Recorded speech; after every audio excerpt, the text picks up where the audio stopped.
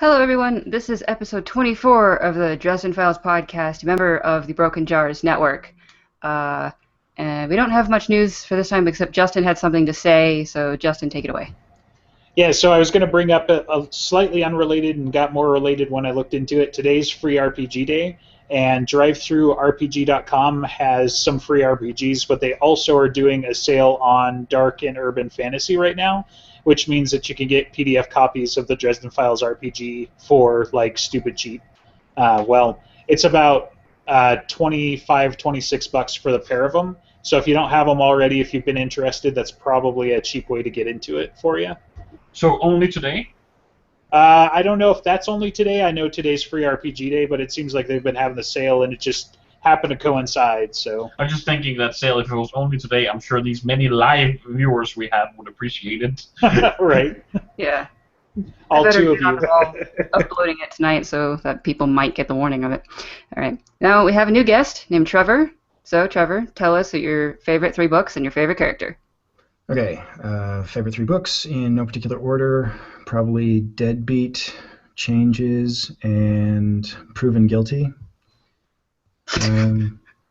Yep, those are a very good 3. Wait, can you say them solid. again? Can you say them again? Sorry, I missed that. Pay attention! I was busy Alex, do you ever? Okay. communicating a message. Deadbeat, Proven Guilty, and Changes. Okay, I noticed that Ghost Story was missing from those 3, so. You know, That was Of the course it message is. I was Rational people communicating. don't make Ghost Story as the top 3. I understand how contentious Ghost Story is. Don't worry. It is But, really no. interesting how many people list Deadbeat, right? Almost everyone, wouldn't you say, guys? Pretty I much. think, yeah. Most people. I love the. I don't, but Yeah. okay. I think most of us also. Alex, would you say that's one of your favorites? Yeah. Yeah. I did say that was one of my favorites. I Yeah, said no, it's interesting. Deadbeat, Changes, and Small Favor. Interesting. Okay. Very solid Yeah, choice. I think Zombie yeah. Dinosaur. exactly. Everybody gets into it for that, and when people are like, "Why should I read this series?" You just go and find the DeviantArt post where it's like him writing Sue, and it's like, "That's why. Fucking read the books, okay?" That is actually my avatar on a couple of forums. That Nice. picture. So yeah. Favorite character. Favorite character has to be Bob, I think. I think that's a first. I don't know, but it's a good choice. Well, I mean, he's a sarcastic, sex-obsessed know-it-all, so it's kind of like looking in the mirror. Yeah, but of the people who list all the various characters, I think that one's the first, but I should actually just listen to everything again and find out, but whatever. So, this episode, without much preparation, we're just going to be talking of a batch of specific characters. We're going to start with Ebenezer, which I'm sure we all have very strong opinions on. My favorite character. Well, Hey. I want to say before we start, if any of the listeners have ideas for topics, get at us, because we're looking for some, right, Alex? Yeah, I mean, mostly we just need to actually, sit around assigning topics to people to research, but... Right. I mean- maybe you guys should read the comics at some point, or all the other excuses that you have for the other topics we're avoiding. So. I need to actually get physical copies of the comics, and I just can't get around to doing it. Do they I make? bought all the other Dresden Files I've bought on Audible, and you can't get them to comic books as audiobooks. Wait, do they make physical copies? I didn't even Yes. realize that they did. Yeah. Since you're a moderator of the Dresden Files, maybe you will have noticed that at least twice in the last 6 months there's been a post hit the front page about Comixology doing sales on the Dresden Files comics. They are That's not a really physical. good place to get in.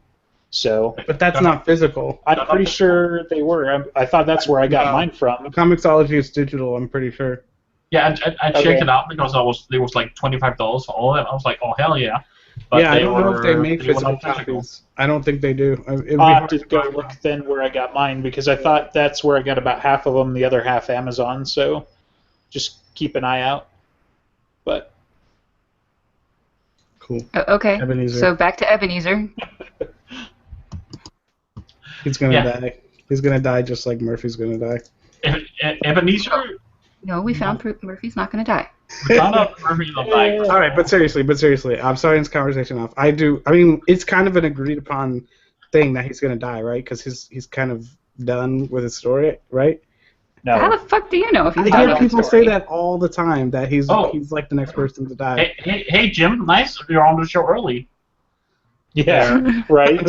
No, I'm just saying, isn't that like a commonly? No, am I crazy? I mean, Here's the it's kind thing, of though. it's the Obi-Wan thing. You know, he's the mentor. He's Exactly. gonna die halfway through, but that's Yeah. just it. I mean, but there's no guarantee of it. He's like 300 years old. He survived to be 300 years old. He knows how to kick ass. But I I would just say, not that I want to agree with Alex, God forbid, but from a storytelling point, from a storytelling perspective, he has a point in that Ebenezer kind of has to die for Harry to grow, because he's always there to have his back and kind of stronger than him and his mentor. You know, that'll be one thing. Yeah, but first he needs to admit that Thomas is his grandson and not a monster. Best of luck with that. Right. Well, but they're talking. I think Jim's hinted at that for peace talks. Is that Yeah, you know he said he's that- finally going to confront him, and at least he's going to face it, and he's going to like They're going to be in the maybe, same room with each other. exactly right. Like how it reconciles from there, who knows? Because Ebenezer and Dresden are both hot-headed, and Thomas isn't exactly Captain tact himself. So you'll kind of see like for all we know he's going to say, well, I'm your fucking half grandson. And he's like, fuck you, Thomas, and You storms don't out. have a half grandson. You have a grandson. Whatever. You know what I'm talking about. He's half vampire. He's half brother. He's half grandson. Half grandson. That doesn't even make any sense. He's But half then, everything. and then Thomas having his own child coming into it. It's like, this is family, right? That child is going to be family, and now you have to help take care of it. Probably. I'm assuming Ebenezer versus Laura is going to happen at some point. And then maybe he knocks her out of his $500 shoes. Right? do you Love guys, that line. Do you guys Gotta knock you out of your $500 shoes, Missy. I love that line. go ahead, Trevor? I say I would literally pay money to watch that happen. I think it would be beautiful. You are going to pay money to watch that happen in your head. Do you guys think that we will get more backstory about what happened to Maggie? Or are we like and between Ebenezer and Maggie, or do you think it just what's been inferred through the books? That's it. I kind of think we've got the basic story. We don't need the details. I don't know. I don't think it's not Maggie and McCoy's story. It's Dresden's story. I don't think we're getting the specifics. Just that they had he was a strict father. She was a rebellious woman, strong-minded, and they had a falling out. Yeah. I think it'd be really interesting if we got a short story from Maggie's perspective, though, not the daughter Maggie. The mother Then her name is Margaret. Margaret LeFay, whatever. That'd be really cool. Margaret McCoy. Well, yeah, to Dresden. be clear, her name was Margaret LeFay, but Ebenezer fucking called her Maggie, so... Yes, but we have to differentiate. So the mother gets Margaret and the daughter gets Maggie. That's it. For all time. That's the ruling. Yep. And there's no other M names allowed, all right? So stop freaking doing it. No Madeline, no Madrigal, no Maggie, no Margaret, Molly. no Murphy. Molly, whose also name is Margaret. God, that pissed me off. But Yeah, that Jim was really cool. likes the letter M. yeah. Didn't somebody Morgan. point that out to him, and he was all like, "Oh wow, I didn't even realize I did that." Well, I think he's admitted that it's a problem he has. So I think he tries to work on it. But it still Double happens. fixation. Wait, who else? I think in the Cinderspire, she's been pretty good with diversifying names. Yeah. Almost. Who else starts with the letter M? Malvora. Mac. Like Yeah. half the characters. Yeah. Yeah. Right. Martha Liberty. McCoy. A lot of people. Mary Yeah. Dresden. So many people with M. Yeah. Yeah. So What was his dad's name? Malcolm. Malcolm, yeah. I was like, I'm pretty sure it's also an M, so it's like, come on, dude, really?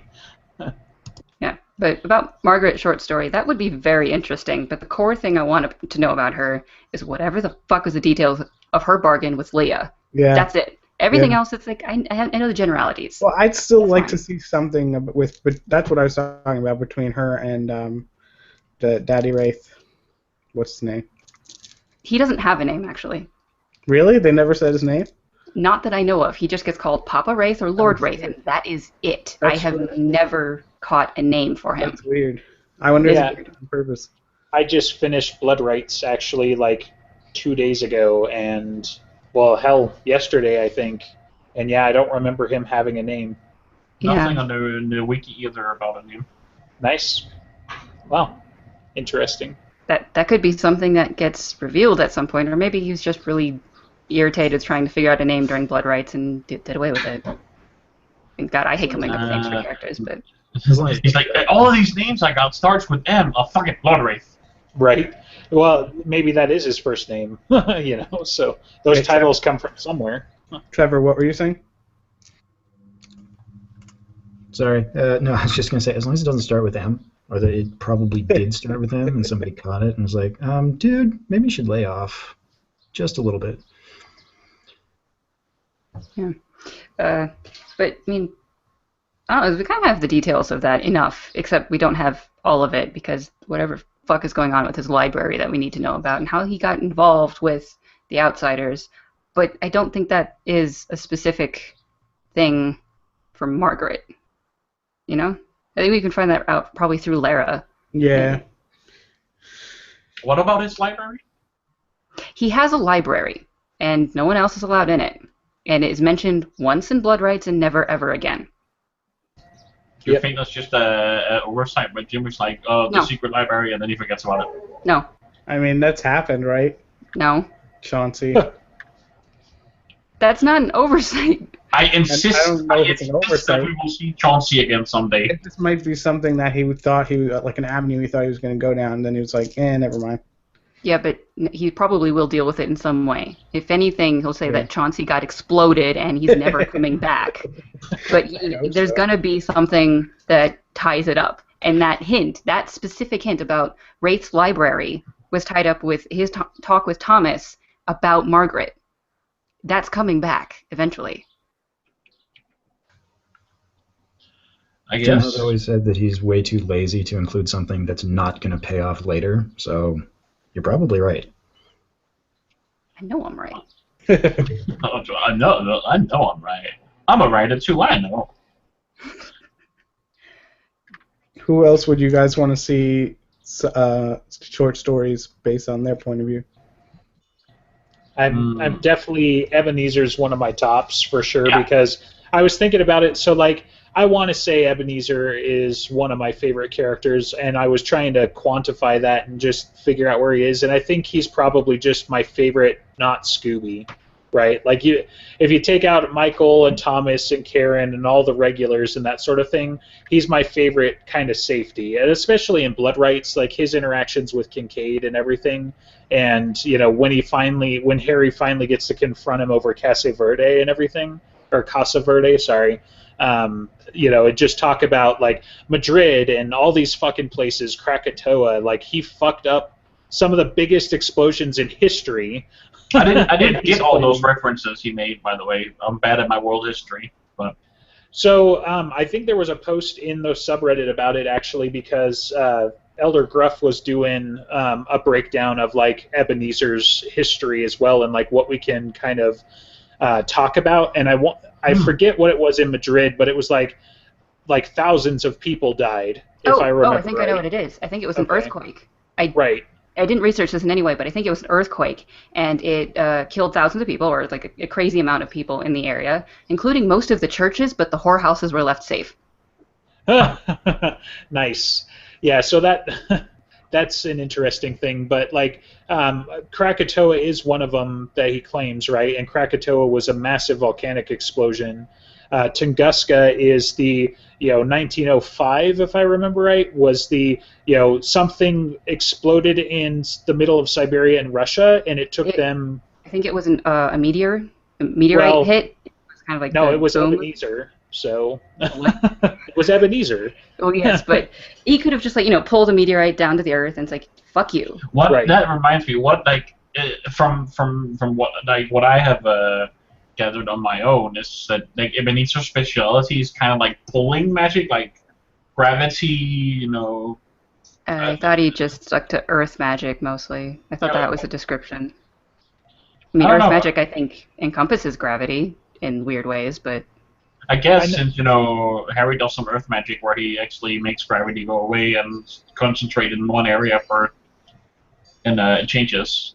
Right. That's earth magic. Yeah. Well, and I think Morgan was also like pretty heavy into earth magics as well. Yeah. And if I remember if that. you think about it, like if there's a school that is relatively broken, it seems like Earth magic is that, because they talk about magical energies being grounded, and so it seems like Earth magic is not only just powerful, strong magic, but also helps defend you. So maybe just the big hitters like to use Earth magic a lot. Maybe because what I'm thinking is like we've never. Harry is not specifically fire magic. He's more like energies of any sort. That's why he's also good at finding things. So I was thinking that we haven't really heard that wizards are specifically good at an elemental type of magic. Well, yeah, Except I think this is we're getting Morgan. into a discussion of magic, and so we should be focusing on Ebenezer. And how about we'll just research that and do it at a different time? Right, because Butcher has talked about certain people having specialties, and he's specifically talked about like listens to wind, for example, as like a waterbender type. You know, like he's water magic, which is something that sort of ties into what he did with Codex Alera. He probably just took that similar concept and expanded on it. I bring up Listens to Wind because that's part of why I would love a comprehensive history of Ebenezer. Is because I want you that know, spin-off series. right, Listens to Wind, his goings with the Merlin and all the conjecture about, you know, they probably got at each other's throat and they're still burying grudges from the fucking, you know, French and Indian War, you know, for crying out loud. So Uh-huh. I want that spin-off series. I want to know how Ebenezer became the Blackstaff. Who was he? Who was the Blackstaff before him?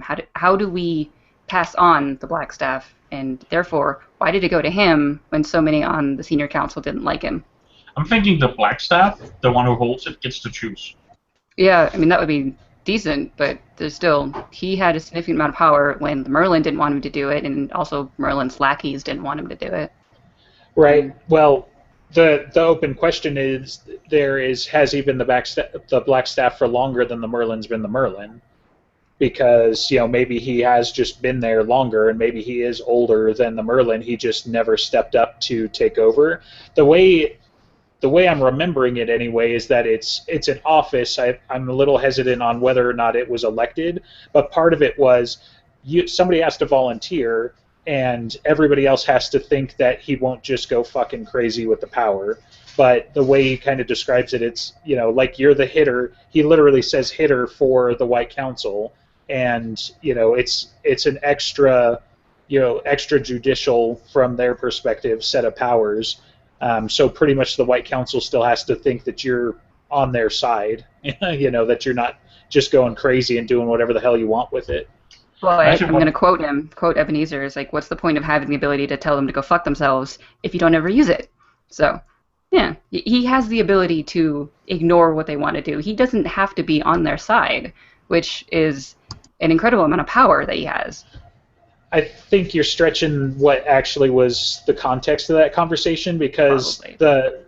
so having just read it literally or listened to it like 2 days ago, this particular part. So Ebenezer and Harry are talking about how, you know, the Blackstaff was basically given control of Harry's fate and that sort of thing, in the same way that he later does with Molly. He's much more open with Molly anyway, without digressing. Ebenezer is basically given orders that at the first sign of rebellion, he's supposed to off Dresden. And Dresden's response is, if I remember right, sir, you know, I was quite rebellious with you, and you never followed through with that order. And he's like, what the hell's the point of a license to kill if, you know, if you can't refuse it every now and again, or whatever the direct quote is. And so, like, I think Ebenezer knows and has always known that Harry's his grandkid. And so I think that's why he did it. It's not just, he didn't just thumb his nose at the council and tell him to fuck off because it was funny. He did it because it's family. So Yes, but he does have the ability to just tell them to fuck off. He doesn't have to follow their orders, and he doesn't get executed for it. right, and but this, the other part that I didn't mention that I wanted to bring up is the fact that he didn't do it necessarily as a fuck you to the council.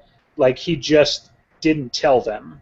You know, it's not like, oh yeah, that Harry Dresden, he's a pompous little shit, and he's told me to fuck off 3 times this week. I should kill him, but I'm not gonna because fuck you guys. You know, he just it's the same thing when you're rebellious with your parents, right? They're like, we're not going to murder you because we love you, not because fuck the police, you know.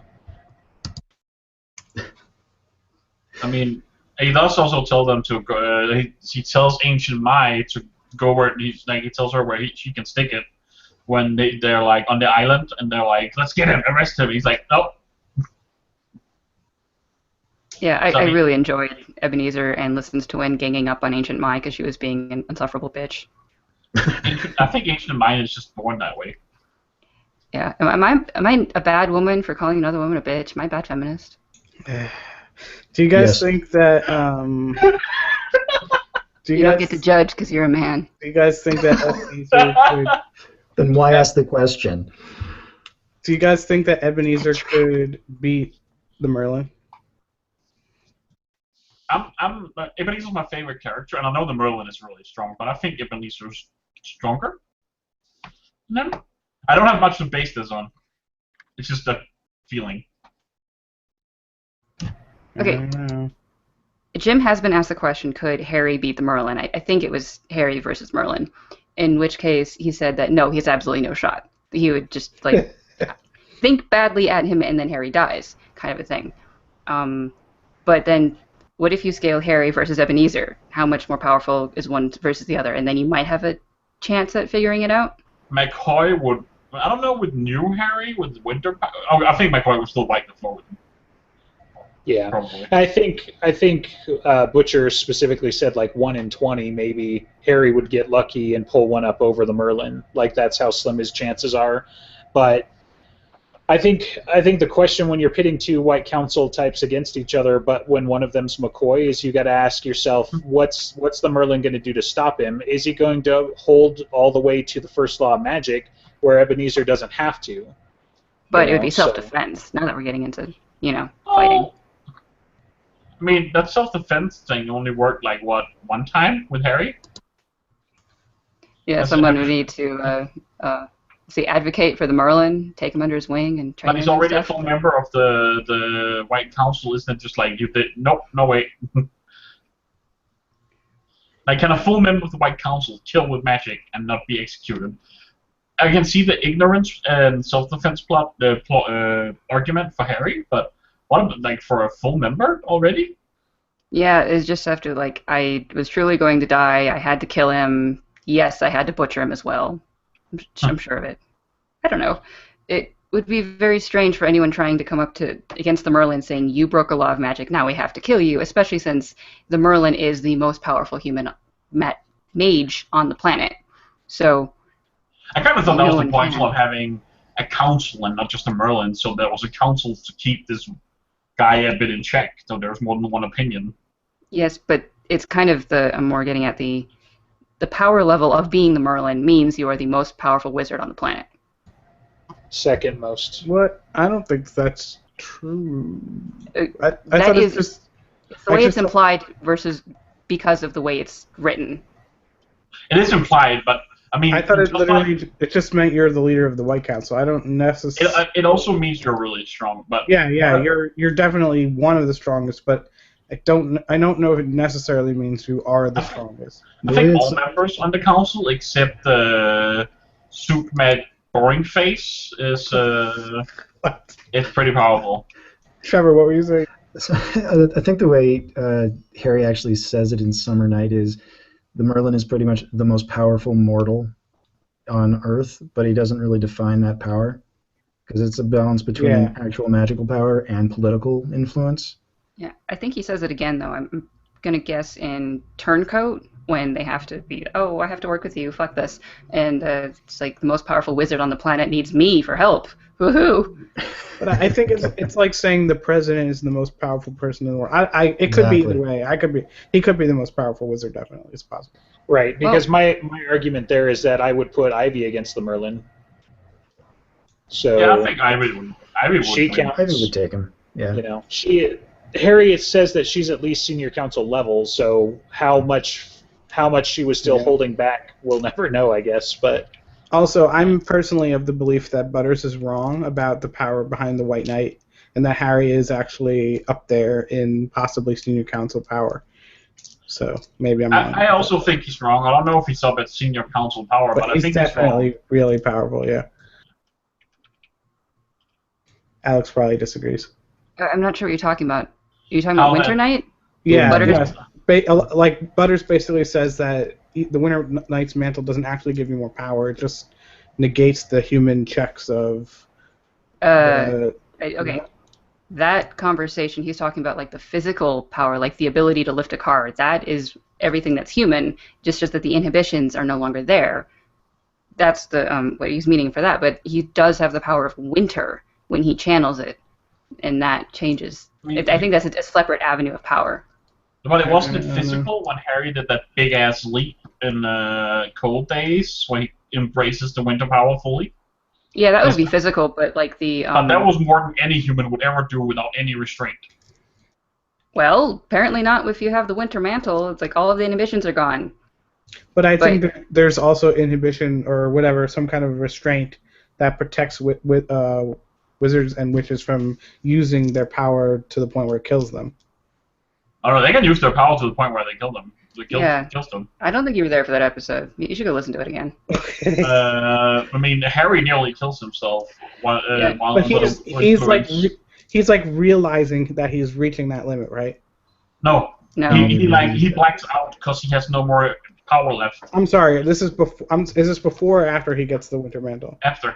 Yeah, I'm saying before. I'm saying normal wizards, their body's going to tell them that they're reaching their magical limit. Sort of like he's had those like internal conversations before, but don't forget, as much as you guys hate Grave Peril, he basically did a mini death curse is kind of the way that I'm couching it for his Pyro Fuego, where he burns down Bianca's place, because he talks about like he fucking cut loose. And, I think they had to resuscitate him from that, so he all but used his death curse at that point because they took Susan. So. Yeah, I guess. I don't know about the whole death curse. I just thought he was. Like, I always. No, wait, never mind. I'm confusing now with when he wants to use. He's preparing a death curse where he uses soul fire. And I thought I was thinking about all death curses using the soul, but it's only if he was planning on using soul fire that might actually make his very being wink out of existence. Yeah, I think it's going to be an interesting reveal. I think eventually we're going to find out whether or not the Winter Mantle actually grants extra power or not. But I think he set it up that way on purpose, to create that question. Yeah. But I mean, regardless, I don't think Dresden can take the Merlin. Not yet. No. But the point of it, like I was saying, that the Merlin being the most powerful wizard was, at least 2 different points, Harry describes him as being that. That doesn't mean that it is a requirement to be the Merlin, but that is what the Merlin that we have. Sure. And I would like to know more about like McCoy and the Merlin growing up together, because obviously they hate each other. I'd love to see a short story of them like as younger people, because they were friends, right? I don't know if that was ever established, but they were just knowing each other. Yeah. Right. They're like Malfoy and Harry. I kind of saw them as rivals. Like not in I'm gonna kill your way, but like magical rivals within the council. Like they were the pride of that generation, kind of. And they were always had like a rival thing going. That's how I see it anyway. All right, shall we move on to a different character in this list of characters that we have? Sure. Does anyone else have a comment? Okay, because if not, the next character is Molly, so if you get annoyed with fighting between us, just turn off the button. Just turn it off, yeah. It's okay. Yeah, if you don't want to listen to Alex, not director Alex gush about Molly for 20 minutes, you should also just I just want to say, skip. I don't think I never said Molly was the perfect character. No, you just never shut up about her. I do shut up about her. In fact, go ahead, you guys. You can start the discussion. All right, I'm just going to go to the bathroom if Alex wants to get started. Let's let Trevor start, actually. So is going to the bathroom Alex's argument, or just that's what you're going to do during... No. So I was thinking that with all the talk about end names and everything earlier, that it just makes sense that, Dresden's going to marry his mom, so Molly and Dresden's probably going to be the Fuck thing. you. Yeah. Because he's got Mama Margaret, Molly Margaret, and then Yeah. Well, he also has Maggie. Murphy. Okay, but I'm just saying we got to keep But the that's Margaret so, chain that's going. so obvious, though. That's never gonna happen. Well, That's the eternal question. Molly versus Murphy. Dresden loves Karen. Y'all all know. It's not eternal. I mean, It's neither. the question of our genre, though, at the moment. Because at some point we get, like, the book says the end, and we never get any more. So. We all know in the end, him and Lucio are gonna live long and Well, forever together. I was actually just thinking about this. If Molly and Harry don't end up together, the person I want to end up with Molly is, drumroll, Ramirez. Right, and Yeah, that would be kind of after cute. after the last year or so, it seems like that might be something that Possible. could happen because there's she and he they started to get a little buddy after Changes, I think. Uh-huh. And then they go on like this side mission, and everybody makes a big deal about how it's going to be their story and everything. So at the very least, you're probably going to have a Kincaid and Murphy style, like we went on a date / stopped an elder god type thing. Well, I'm pretty sure that didn't she go to visit him in the hospital? Not after the big time he was injured, which was recently, but in one of the other books. Yeah, in Proven Guilty. No, not Proven Guilty. White Knight. He wanted to know if she was around, and then she was a little disappointed that she wasn't, and then, she's around. Is she seeing anybody? It's like, oh, no, she hasn't seen anybody since she the brains of her last boyfriend. Oh, yeah. And, And No, then but at the Ramirez is end- like, oh yeah. At the end, after Ramirez is injured, yeah, he gets got stabbed. injured, and then Yeah. she was He visiting says, Harry in the like, hospital. Wasn't it White Knight? Yeah, at Yeah. the end of White Knight, yeah. Same Yeah, book. there was kind of a comment that, like, my car's gone. Guess where she went? Probably went to see Ramirez. Right, that's right. That's what I mean. So, I Do mean, you guys think we're ever going to see Harry's subcontractor again? oh yeah, there was the also private that. detective. Yeah, I hope so. Graver? He was kind of cool. yeah. You What were talking you about saying, Vince Graver? Vince Graver, yeah. Yeah. I Um, was just thinking about him, actually. No, I don't think we're ever going to see him again. okay, now support that. He Because just I didn't think seem that all we will. interesting. I mean, okay. But anyway, He just didn't seem all Wait, that wait. interesting. To kind of speak to Trevor's point, I think because that kind of stuff is like way lower level now, right? We're not, I don't even think we're going to really see Harry take on cases anymore. There's really unless he loses the Winter Mantle or something.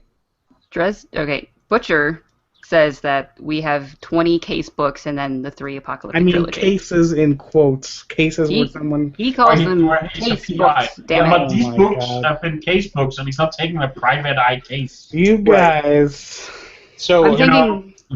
So Do you think to support Alex's point, the way that I had seen the series is that Up to Changes dealt with Harry as a vanilla, like not vanilla, but like as a regular kind of mortal, like a regular mortal wizard. And after Changes, it's very much heavier into the supernatural, like he's dealing with fairies. So yes, they are still cases, but for Ghost Story, it's his own murder. For Cold Days, it's who's the one betraying Mab, and what's the deal with Maeve? Nemesis. And well, it's more about Maeve, but we find out Nemesis is behind it along the Right. way. For Skin Game, it's the case is fuck Nicodemus and break into the vault. The next one's going to be more murder mystery, I'm sure, where it's going to be like some delegate murdered some other delegate. Let's go figure it out because I'm on the security team. It's going to be these delegates murdered all of the other delegates. Right. So Not So, going to be like- much to solve then.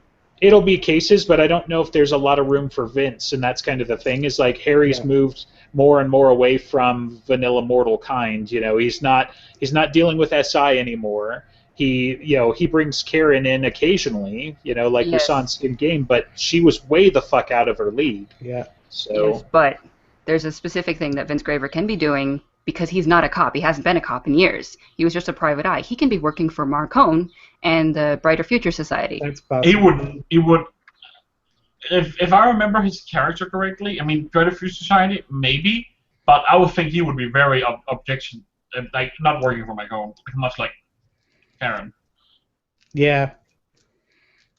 I don't know if he would. Like he lost he quit his job because he wouldn't toe the line. Yeah, he got fired essentially. Well, he got forced transferred into, to SI in Chicago, and then he which said, was "Fuck you, basically I quit." getting forced to resign because he wouldn't back off someone doing a bad thing. He's going to try to help the people that he can, and the Brighter Future Society is doing that. I could see him being contracted out in a way to be able to help people. It's like I think we'll see him again just because of the fact that we know his backstory. That seems too significant. More importantly, though, the Star Trek rules say he's got a last name, which means he wasn't a throwaway character. He's not a red shirt, right? We know his first and last name, so... Yeah, okay, I'll abide by that. I never heard that rule before, but that makes sense. It comes up more in Galaxy Quest, if you've ever seen that. It is like, you have a last name, guy. So anyway, sorry. Oh, yeah, that popped up in Order of the Stick, too. A couple of side characters. They kept saving their name until they were, like, in mortal danger. As soon as something is about to destroy you, make sure that everybody knows who you are. Give them their full name. You'll be safe. It's kind of like when some side characters gets like some build out of an episode or something, like some story and stuff, and you're just like, oh, they're gonna get her, they're gonna die. You mean T-Dog? No. For example. Yeah, I'm with all the references today, apparently. So. Okay, but seriously, am I the only person who's excited to see the scope of Molly's powers? Is it just me? No, I'm just saying that like you have too much of a hard on for her. That's it. Well, I mean, we're gonna get that in the next book. That's why. Like, I'm just really excited. You're still assuming something that may or may not happen. What do you mean? It's not a guarantee that Molly's gonna be the one leading the peace talks. Wasn't it word of Jim that we're gonna get the rest of the story, or at least more of an explanation? And I don't know. Not something I've seen, but yeah. So it's not word of Jim that she's going to lead the peace talks or anything, but it is word of Jim, from what I remember, that Harry and Molly are going to meet face to face for the first time since Cold Days. So I'm pretty sure that was discussed. So yeah, they were face to face in Skin Game. They were. At the end. Oh yeah, at the end. Yeah, she pulled Bonnie down. Yeah, right. At the end, yeah. Where he's like, she can use a cell phone. Yeah. Oh, okay, yeah, I get you, but I think he means it as yes, she'll fucking be in the book. Stop asking me, Alex. So what? God damn it. Okay, I do have to say, Molly in White Knight was a pain, and I hated her because she was annoying, and she wouldn't like do the logical thing of follow the logical orders that Harry would give her. She was an like she just had that to. Was willful, and it was. She was annoying, but I mean, it was very in character. She was trying didn't her best. Break rules in ways that made sense. You're just like, no, I'm going to do it because I know better. It's like, you fucking don't, and I proved it to you with the last book. No teenager has ever said those words. I know better.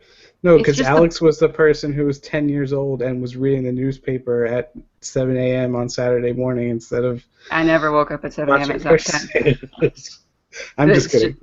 It's just the fact that she was breaking the rules just to do it, essentially, rather than it's because actually she was thinking about it. She broke them in really stupid ways. She was cursed by the use of dark magic, first of all, so she had the urge to use magic more. The urge to use magic more is not exactly the same thing as following Harry around everywhere, especially when he explicitly told her not to because it was dangerous. It's hard to... Go ahead. She wants to fuck him. So she's like following him around. Okay, that's why she was in the car afterwards. Okay, she just wanted car sex. God. Yeah, she's like, oh, wouldn't you? I mean, seriously, Molly or Dresden, I'm in. But no. So yeah, with her thing, it just felt like more of an extension of her rebellious teenager years in some ways, and kind of dealing with some of that, and like her following him around, like it's like. Don't go out past 9. Okay, yeah, sure, that's a stupid rule and it's a stupid one to break, but you're gonna fucking break curfew. That's all it felt like to me from Molly. Like, yes, don't go here. It's human nature to do exactly the opposite of the thing you just told me not to do. Like that's just how it is. I'll back Alex up a little bit. It was frustrating, but Don't do that, it'll break the world. but like Andrea said, it's frustrating within her character, and that is the reason why. Like, plus consider she's the daughter of Chastity. Charity. I need Different to reread the books. Don't This is even know bad. the name of your crush. It's Charity. I don't think a person named Chastity would have 7 kids. Okay. Charity and Michael, and they have a lot of willpower, so there you go. Point proven. I think it's just the way that Butcher has to write characters that get a redemption arc. They are absolutely insufferable for a book, and then, oh, they're better. Yay, they had the character growth. It just, I mean, that's exactly what happened with Charity and Proven Guilty. It's just, I got really annoyed with the way that Molly was acting. Did you get But really after annoyed that, with the way Charity was acting? yeah, the first time through, yeah, I wanted to strangle her, and then I was like, okay, I'm okay with it now that it got to the end. But it's just, It is really good at like writing that contrariness. You're just like, Yeah, actually, like it really. I smiled when I heard that the first time with it was like no family stays, and I was like, oh, Charity, oh you, that's so sweet. Trevor, did you have any thoughts? Well, you're not going to like it, but I don't really like Molly. Why not? Well, for the most part, she is kind of annoying, especially early on. I actually like Charity more than I like Molly now. Okay, hold on. So, since you are the Proven Guilty guy, now you have to tell me how Proven Guilty can be your favorite book, and you hate the focus of the book. Yeah. Oh no, it's not. Okay, this one is going to be difficult. It's more that I like the structure of the story in Proven Guilty. You know, the mystery and hunting down the phobophages and everything. But keeping in mind that the second half of that book is chasing Molly with Charity, finding Molly. That book, I would argue, is actually more about Charity than Molly in a lot of ways. It's so funny because I'm the complete opposite. Like, I hate the mystery of it. I think there's tons of plot holes and it's silly, but I love the other parts. So that's interesting. You can make that argument about every book in the series. They are all a little silly. Yeah. Like, don't it just read a fantasy book if you don't want silly, okay? No, it just didn't make any sense to me that the phobophages, the only reason why they would come into the world is because, well, I guess it's not the only reason. Okay, plot holes is the wrong word. It's frustrating because I think that book has the biggest amount of mysteries still left that we don't know the answers to. Yeah, okay, Yeah. sure, but I It's don't frustrating that to me. not knowing everything shouldn't be your problem in this No, series, okay? It's very frustrating. Well, and I thought a lot of that was filled in Cold Days, though, not explicitly per se, but by the fact that they hint at it, you know, in Proven Guilty, and then it's, you know, more or less the flaming neon sign when she becomes the Winter Lady, that the reason why Mab was interested in her is that she was the next nearest vessel for Maeve, you know. Not Sarissa, who was, you know, bird in the hand, so to speak.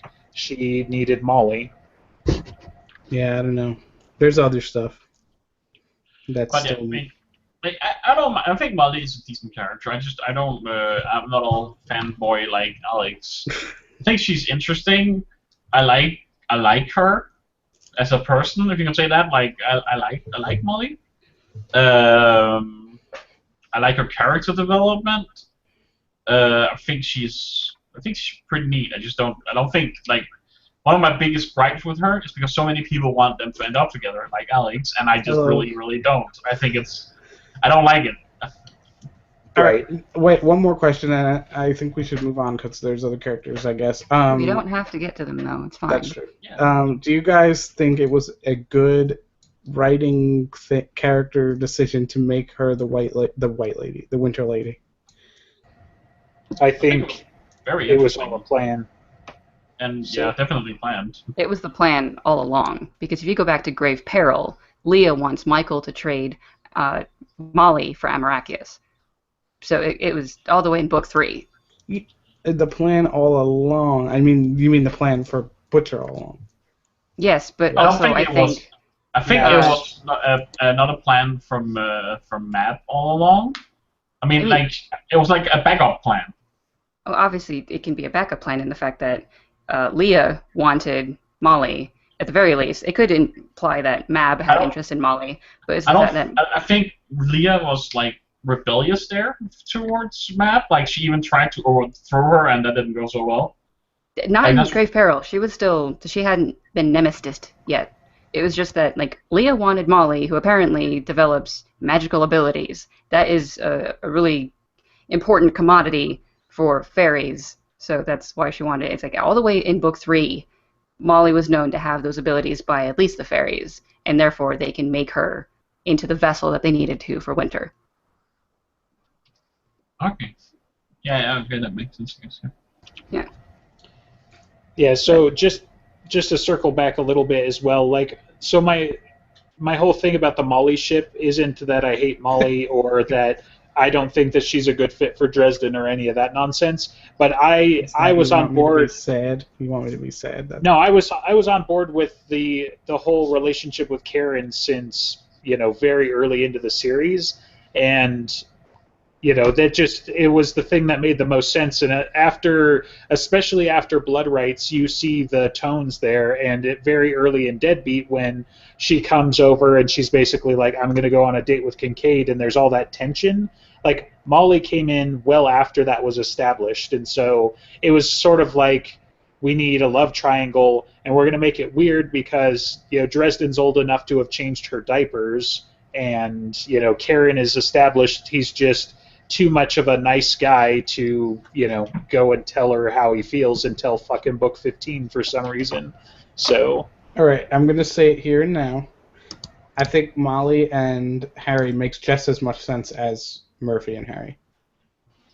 Okay, I'm going to disagree with you because I think it's shitty that she hasn't given up on Harry. In terms of her character development, she is now a very good character, and I enjoy reading things about her. It's kind of like the last thing of her childhood that she hasn't given up on Harry, and I think that's the thing that she needs to do. That's a fair point, but we hear it from Lucio that it's super common for apprentices to be and their teachers to be together, right? Yes, because they think it makes it neater, but I'm kind of more with Dresden. Like, that's just kind of, it feels like an abuse of power. Also creepy. It's kind of, to me, it's very stepdad. Like, Yeah. It's very quasi-incestual, like, to have that, because, and that's how Harry sees it as well. It's not just like, come on, you're mentoring like a 14 to 20-year-old through magic and that sort of thing. Sure, you spend the long hours, whatever. It's the same thing as like when a high schooler or an early college student sleeps with her professor, right? Like, Maybe it's no less creepy. At the time, maybe, but she's a fully grown adult woman now. She's in her late 20s. I didn't say it was illegal. I said it was creepy. But I think it may have been creepy then. I don't think it's creepy now. But I think it makes sense. It's just that it's a holdover from the early stages of their relationship. Like, she was 16 when they actually started being like a mentor and apprentice. 17. I think the whole point of Bombshell is that it's more than a holdover, that it's something really deep inside her. Right? You guys don't think that's really nice? I haven't read Bombshell because I don't have briefcases. Yeah. I haven't read Bombshells because I haven't read Bombshells because it's not out in a complete thing. In briefcases. You don't have briefcases. Yeah, That's the problem. yeah. It's just... That's fair. And But basically, I'm saying the fact that it's up until now, she's still madly, deeply in love with him. You don't think that makes it more than just some I childhood think crush? that she had the type of crush on Harry that you have like on Justin Bieber type superstars. No, that's what I'm You're saying. never going to be able to But if actually that be was- around that person. if But that she was- was able to. If that and was no, that's Then it continued because she was able to be around him. I don't think it would have continued. I think she would have grown out of it because that's what you do. I'm really surprised that Michael was just like thinking Harry had sex with his daughter, and he's just like, oh yeah, whatever. I'm going to repeat what Justin said. Not illegal, just a little creepy. Not to mention, like, Michael loves Harry like a freaking brother, and you don't think that Michael spent a lot of sleepless nights before he forgave him that fact? Like, I don't think that he would. Not that he wouldn't forgive him, or that I just thought he would have been kind of like, come on, man, you're my brother. What? Come on. You're like her uncle. How could you do this? he's always been a lot more lenient with Molly than Charity was, and so he doesn't crack down on her. Like Charity is the law; she's the one that enforces the dress code and that sort of thing, and Michael's kind of the like, don't tell your mom, type of thing. And so Here, have another cookie. Don't say it. Tell anything to mom. right, kind of like, they both love their kids in different ways and stuff, but I don't know. It's weird. It's still, I'm gonna play the awkward teacher professor thing. Like, it's a trope and it's creepy and yeah. Yeah, I agree. And also Team Lucio, so that's another thing. Not gonna happen. Yeah. I know it probably won't happen, but a man can fucking dream. Also, Right. I think I'd much rather have Harry with Lucio than Murphy. It's just so obvious. It's so obvious that it's painful. Like, there's nothing interesting about that to me. I feel like you haven't been paying attention to the series the entire time you've been reading it, because exactly what Justin was saying, there has been tension between Dresden and Murphy for No, lots and I'm lots saying and lots of it's books. so obvious with Murphy and Harry. That's the obvious pairing. Yeah, and it's happening. Did you see how often they were kissing in Skin Game? It's happening. Oh my Okay, god. get over it. It's not happening. At least just for the saying, next book or two, we'll it's not- probably have their relationship. So I can't express why I feel it's too plain and bad. I think Alex's feelings for Molly are similar to Molly's feelings for Harry. All right, that's not true. Do we want to move on or what? So I just wanted to say before we move on that I don't think that Karen and Dresden's relationship is going to be all that normal. I mean, the sex is going to be loud and frequent, and the neighbors will be called. So, just saying. The neighbors will be called and informed that they had sex. Can Murphy even That's have a sex quote. anymore? I think that's one of their quotes from when they Neighbors decided will to do call it. police, I think was the actual quote. You messed it up. and I loved it. Whatever. Wasn't Murphy like super severely injured? I think it's possible she's going to be paralyzed when the book starts. She's not paralyzed. Her She's back was fine. she's disabled. She fucked up her knee. She was injured. Read the books. Okay. Okay, well, the next thing I put up on the list was Thomas/Justine. So we can talk about both of them, either of them, kind of like their relationship throughout the books and how they developed and various blah, blah, blah. Go on. I think it's a little boring because it's a little obvious that those two have been together since like book 3. And sorry, Alex, go ahead. No, Alex, you have to remember that, or one of us has to remember, we're going to spoil everything on this show. So it's possible we're about to talk about the preview chapter. We've already been talking about peace talks. but You somebody's are gonna an listen- hour late. Somebody's okay? going to listen That's to at the the beginning. Somebody's going to listen to this first episode. I'm gonna mute you. We forgot Anyway, we before forgot I to get say you at the to start go of the ahead. episode, but I mean, we're doing full spoilers, and I think most people who listen know that by now. I hope so. Because the preview chapter, did I get muted? The preview chapter does bring a lot of that, their relationship. It talks about their relationship. I think it's going to be really interesting to see what happens. I'm really confused about the whole pregnancy sucking energy when I feel like in our case kind of established that the demon is not there yet, but I think we talked about this before. Yeah, It's we there, have. but it's dormant, and it was, I don't know. I find it confusing.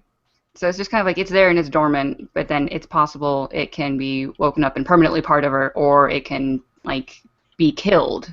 It's there and it can be killed, and that's like a question of the thing. But in terms of Inari, but the pregnancy and Justine is going to be feeding on her for the next 7 months, and Thomas can't feed on her at all, I assume. I just found the concept like counterintuitive to the established rules. But I mean, well, yeah, it doesn't matter.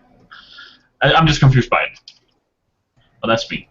I agree, and I have to have faith that Butcher's going to address that in the book at some point. So, Yeah, that would be nice. What episode did we start or did we talk about the preview chapter on? I can't remember. I think it was 2 ago, so like 21 or something. There was some feedback about that question.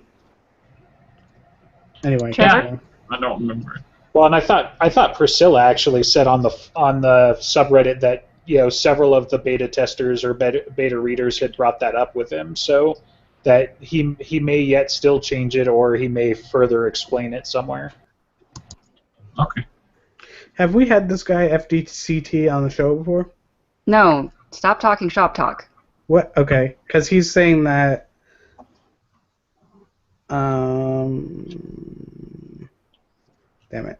There was a few comments about, if you look back at the thread for episode 22, there's a few comments about how even younger vampires are still feeding. I don't think has that ever been established in the books at all, or by word of Kim. Read the comments. Okay. Can you link it? Yeah.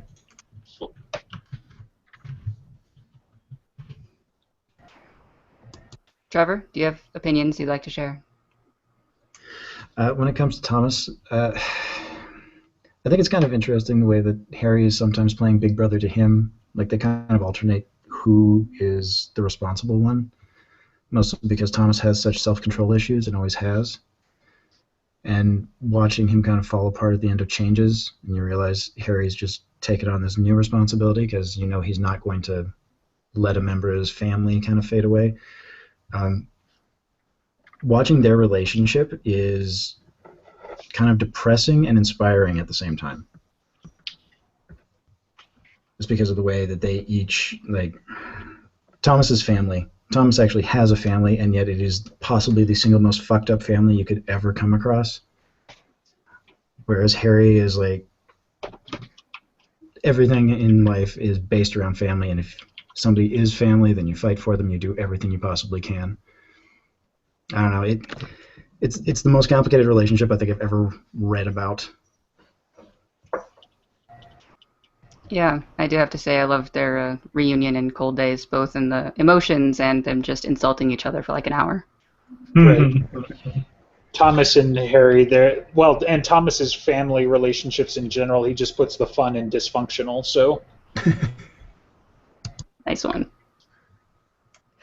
I mean, it's kind of interesting to think of Harry's relationship with Justine, because they're not really in the same room a whole lot. I mean, they met in Grave Peril, and then she was kind of crazy in Grave Peril after the vampires had gotten to her, and then she kind of shows up again in White Knight, and she's sane all of a sudden.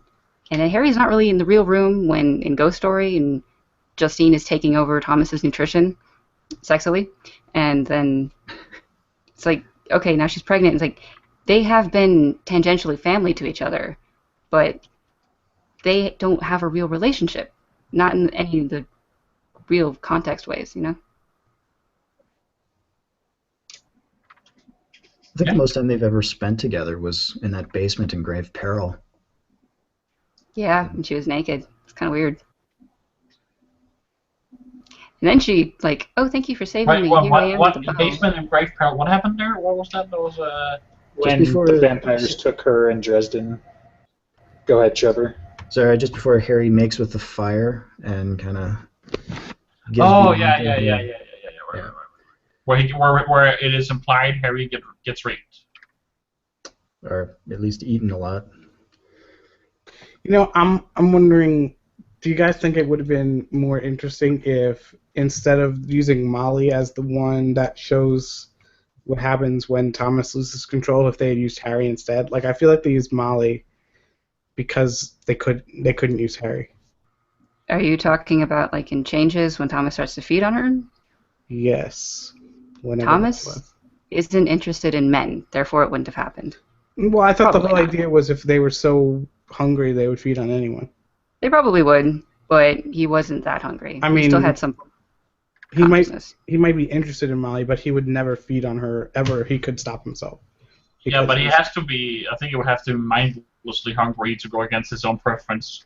He was mindlessly hungry. That's my point. No, he was No, not wasn't. mindlessly He hungry. was mindful. He was there. Like, mindlessly hungry, he Yeah. completely goes away and just goes like, "I'm so sexy," and then he feeds on the first thing that comes to him. That's how I understood the whole going mindlessly hungry. He was. This is the part where she's trapped inside the barrier, or before she creates the barrier thing that Harry gives her, right? Yeah, No. this is we're talking about where in I think it's in White Knight where he feeds on Molly.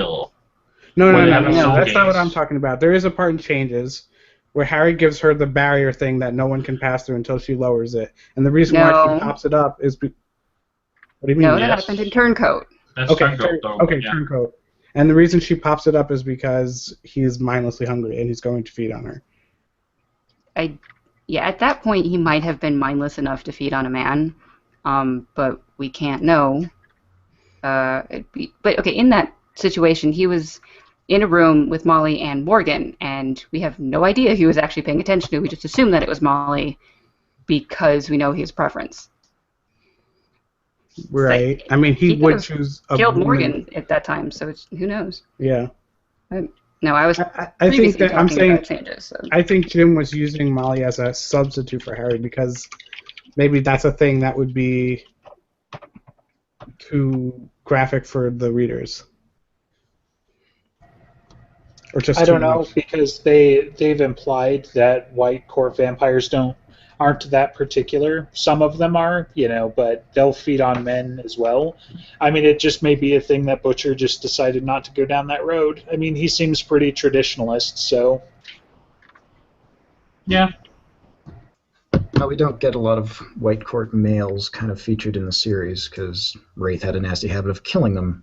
So Yeah, at least the Wraith part of the family. I don't know about the others. Like, there's just one White Court family, other than Wraith. But we know the Wraith has killed off other Wraith males because he didn't want any competition. We have known of Sons, specifically. 2 male Skavis and 1 male Malvora, I think. So And 2 male Wraith. 3 male Wraith. yeah, with Madrigal, but yeah, Madrigal wasn't a problem. So Madrigal, Thomas, and Bigfoot's girlfriend's father thing. Bigfoot's son has a White Court girlfriend who has a father. oh, He's okay. Wraith.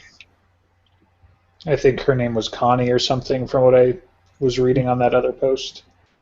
I haven't read those stories yet. It was good. Those are good. I think those are the best of the short stories. Of all the rest of the files, No, those of are the the short best. stories. Of the short stories. Jesus Oh, okay. Christ. Better than Day Off and better than Backup, huh? Day Off was the one with the fleas. Yeah. And what was Backup? Thomas's Backup. story. Yeah. Oh yeah, definitely better than those two. Even though I'm not Interesting. shipping Harry and why can't I remember her name now? Molly? Murphy. Even though I'm not shipping Harry and Murphy, I really enjoyed the one where they go into the love tunnel and gets like affected by this White Court vampire that's setting up shop in there and stuff. Yeah, I didn't that read one that was kind of fun just because the opening was so creepy. Wait, was that in? That wasn't in the anthology, was it? Yes, it was. Yes, it was, because otherwise I wouldn't have heard it. I have to go back and see. So yeah, but Thomas, Justine, do we have more opinions on them? Do I you think hope they're ever gonna get married, like real married? can they? Like I- they can't legally? I don't think you can wear the wedding band if they do. Ooh, True. that's a good That point. is a good point. Nice. Hey, not everyone needs to wear a wedding band, so it's stupid. They thing to do anyway, what if they but- get wedding tattoos? Does that count as an object of love? It's just permanently getting burned by it. It wouldn't. Okay, the tattooing would be done by a tattooist, not by Justine herself. But it's still a But it's symbol a of their symbol. Yeah, love. the ink itself. Exactly. Yeah, but it's not like it hasn't been touched by them because like the scarf that she gives him is made by her own hands as a love item. Therefore, it kind of implied that her touching it had an impact on it versus a tattooist doing something. Maybe. But I don't even know if a tattoo would stay on a White Court vampire when he's healing. You know? Well, I guess that's the point. I mean, even if they do stay, they can always chop off the finger and grow a new one. If they got it on the finger, but chop off an arm and get a new one. I still haven't seen that one again, so I don't know if she still has her damn finger. I assume since Laura could heal, they can heal from pretty much anything while alive. Yes, but Laura didn't like lose body parts. She just kind of lost all of her skin. She got Yeah. burned down like There's emaciated. a difference between having a giant burn, which is pretty terrible for most people, and having a part of you cut off and separated. The separation is pretty extreme versus just regenerating what's already there. You know? I'd say it takes way more to regenerate your skin across your entire. I don't know.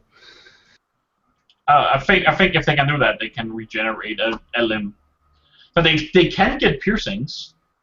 Like, do the body try to heal over those all the time, or what? Because that white cord girl had. I really want to know more about those sisters, by the way. I'm really intrigued by the emo punk sister. I think she's gonna be neat.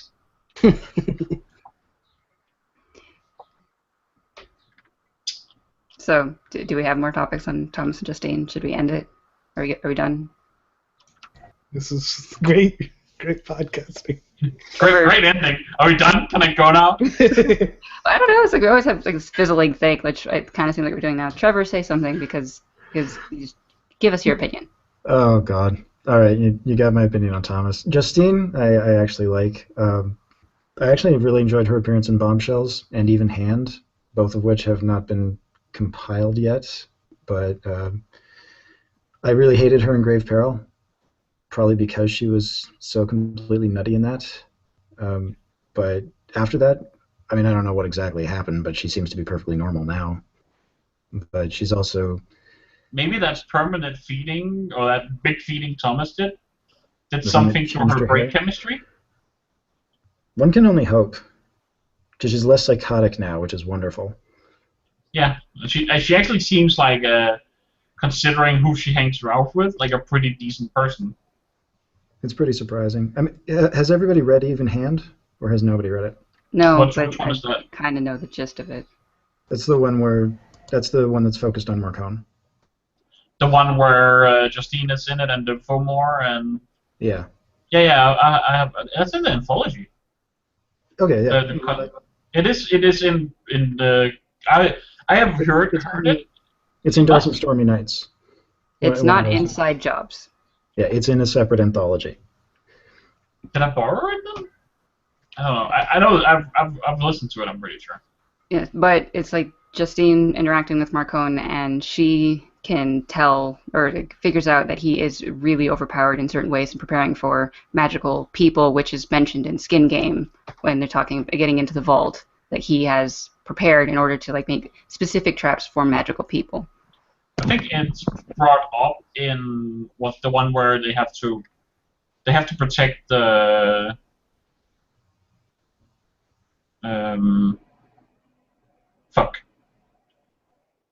They have to protect the warden. Lucio's apprentice dies. Morgan. Turncoat. Another M. Well, they have to take Morgan, where they go and see the White Court. There's the whole thing with the bombs inside the walls they were talking about. That's from Even Hand, right? That's a reference to that.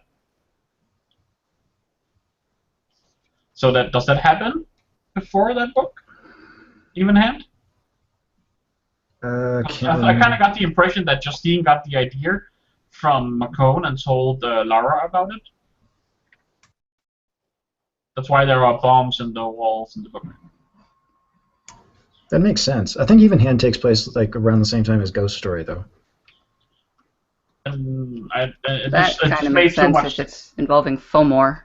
Yeah, but it just made so much sense that you got the idea about the bombs in the wall from Marcone. That's probably what happened. It's set between Turncoat and Changes. Even Hand? Okay. Yeah.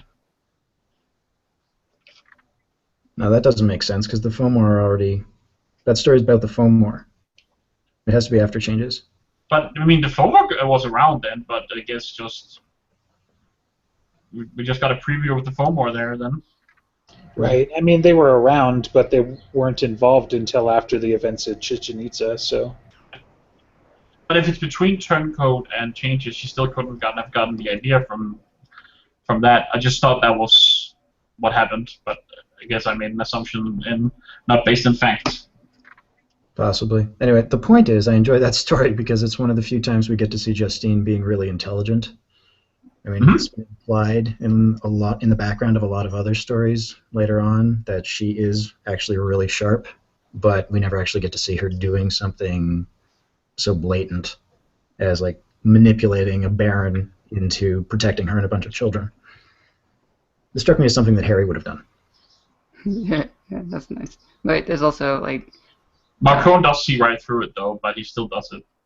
and I really like how like determined she was, I guess, to be working within the White Court, to be Lara's assistant and kind of holding the idea that the front that she's still an imbecile, I guess, in her weird way, and then but also being very sharp. As well. She tries to keep that appearance up.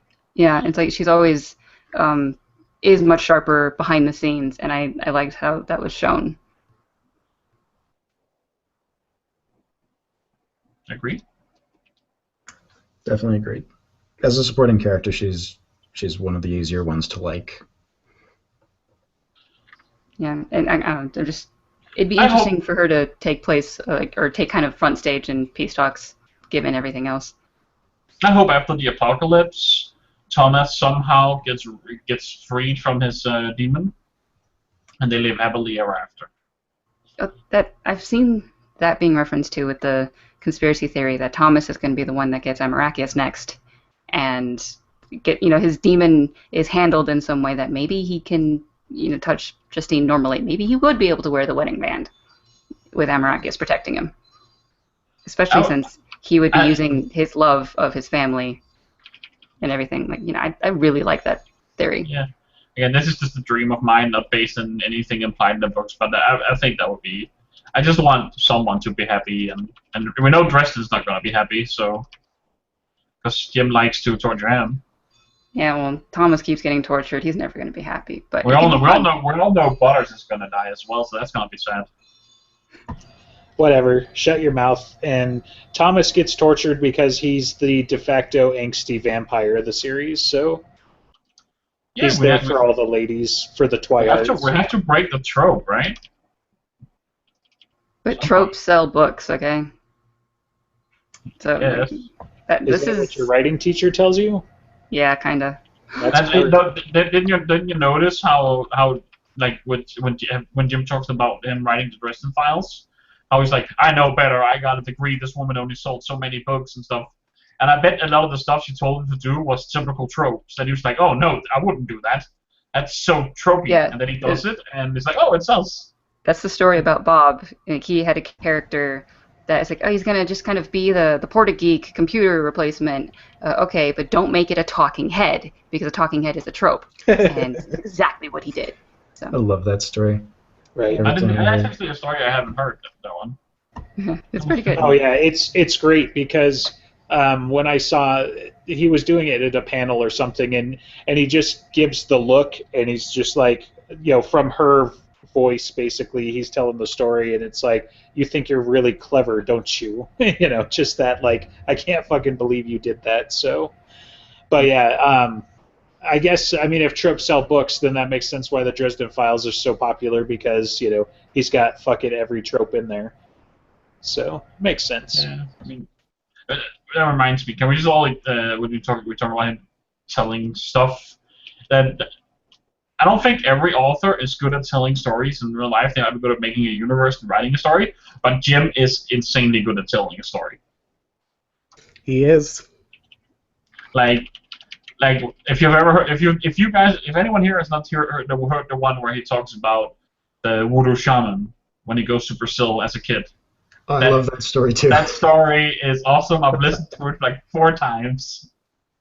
It's brilliant, and just watching him like perform it. He doesn't just tell the story; he performs it. Yeah, he really gets into character with when he does the guide, for example, Jimmy Butcher. The way he does it, it's so good.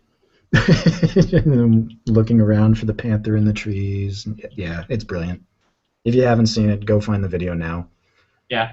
Anyone who watches this, anyone in the podcast who hasn't seen it, go watch it. Go watch some of the other stories he tells. He's really good at telling a story. Yeah, because now I think we're ending the podcast because we've been not talking about the characters, so it's like... Yeah, but let's end it on that note. Go watch him tell some stories. That specific story. He did it as a promotion for Skin Game in a church, at the very least, because that's where I saw it. So, yeah. We could probably tweet out the link. Yeah, I'll try to do that. And and stuff. So Yeah, do your ending bullshit, Alex. Check out BrokenJars.xyz for all the cool Broken Jars stuff. 42 Entertainment. You want to talk about High Fantasy? I did an episode. You can check it out. Yay! Yay! We're starting an episode, a podcast for The Office, and then of course, check out the best Broken Jars podcast on BrokenJars.org. Check out Shylex Gaming. We just recorded our E3 wrap-up episode. It's really long. Shylex Gaming on Twitter is Shylex_gaming. Tweet at us if you're a listener, especially if you're a listener who got this from the Dresden Files. Also, we're giving out a free copy of Her Story if you listen to the entire episode. You can figure out how to get it. So. Gee, can you tell which one's his favorite? Yeah. Okay. I really like other podcasts like 42 Entertainment. Just kidding. Well, so that's it. I guess say bye, everyone. Bye, everyone. Bye. Bye-bye.